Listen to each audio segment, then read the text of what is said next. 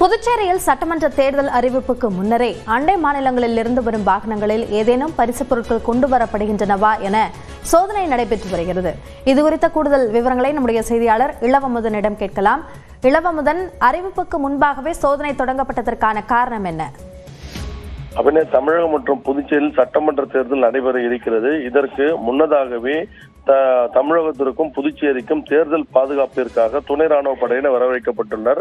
கடந்த ஒரு வாரமாக இவர்கள் புதுச்சேரி நகரம் மற்றும் கிராம பகுதியில் மக்களுக்கு அச்சமின்றி வாக்களிப்பதை உறுதி செய்யும் வகையில் நடைபயணம் மேற்கொண்டனர்.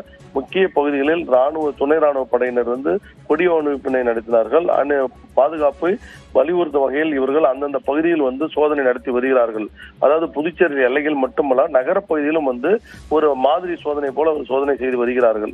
இது என்னவென்றால், தேர்தல் தேதி இன்று அறிவிக்கப்பட்டதை தொடர்ந்து மாலையில் அறிவிக்கப்படும்.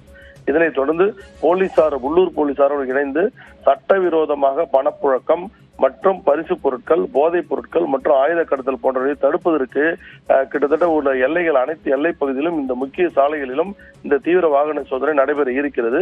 அதற்கு முன்னோட்டமாக தான் இது தற்பொழுது நகரப்பகுதியில் நடைபெற்று வருகிறது. மறைமலை சாலை, ராஜீவ்காந்தி சாலை, நூறடி சாலை, எல்லைப்பள்ளி சாலை போன்ற பகுதியில் தற்பொழுது துணை ராணுவ படையினர் சோதனையிட்டு வருகிறார்கள். வாகனங்களில் சோதனையிடுவதுடன் இன்று ஞாயிற்றுக்கிழமை ஏராளமான சுற்றுலா பயணிகள் வந்திருக்கிறார்கள். அவர்களையும் சோதனை என்ற பெயரில் சோதனை செய்கிறார்கள். இருப்பினும் இதுவரை எந்த ஒரு பொருளும் சிக்கவில்லை. இந்த சோதனை என்பது இன்று மாலை முதல் கண்டிப்பாக தொடர்ந்து இருக்கும் என்று காவல்துறை தரப்பிலும் துணை ராணுவ படையினரும் தெரிவிக்கப்படுகிறது. அபிநயா, கூடுதல் விவரங்களுக்கு நன்றி இளவமுதன்.